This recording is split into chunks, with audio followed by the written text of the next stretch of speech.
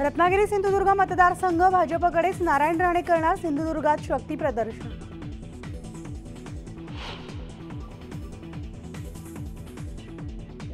रत्नागिरी सिंधुदुर्ग मतदारसंघातून माघार घेतल्याची पोस्ट किरण सामंत यांच्याकडून डिलीट। पोस्ट डिलीट केल्यानं पुन्हा चर्चांना उधाण।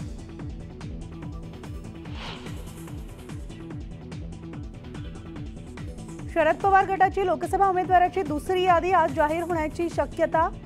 पवार कुणाला तिकीट देणार याकडे सगळ्यांचंच लक्ष।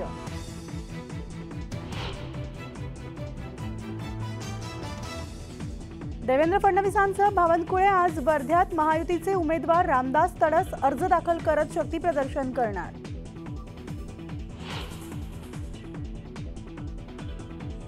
ठाण्यामध्ये शिवसेनेचा मेळावा। लोकसभा निवडणुकीच्या पार्श्वभूमीवर मुख्यमंत्री एकनाथ शिंदे नेते कार्यकर्त्यांना करणार संबोधन।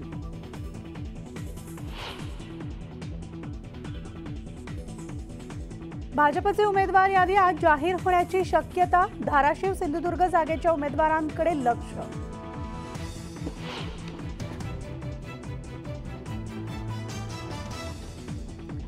उद्धव ठाकरेंचा भाजपला मोठा धक्का। उन्मेष पाटील आज शिवसेना ठाकरे गटात करणार प्रवेश।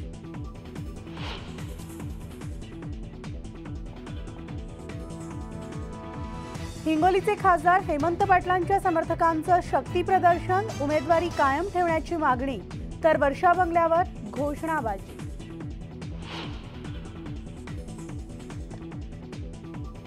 काँग्रेसमधून बंडखोरी करून अपक्ष उभे राहिलेले किशोर गजभिये यांचा काँग्रेस पक्षाचा राजीनामा।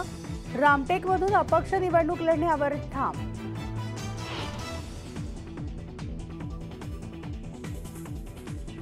छत्रपती संभाजीनगर शहरात मध्यरात्री अग्नितांडव। आगीत 7 जणांचा होरपळून मृत्यू, तर मृतांमध्ये 3 महिलांचा 2 चिमुकल्यांचाही समावेश।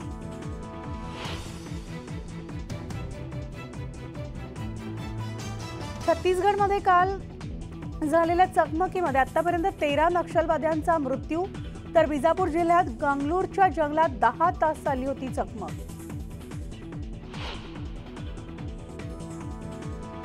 आणि तैवानमध्ये 7.5 रिश्टर स्केलचा भूकंपाचा तीव्र धक्का। उंच इमारती कोसळल्या। दक्षिण जपानमध्ये सुनामीचा इशारा।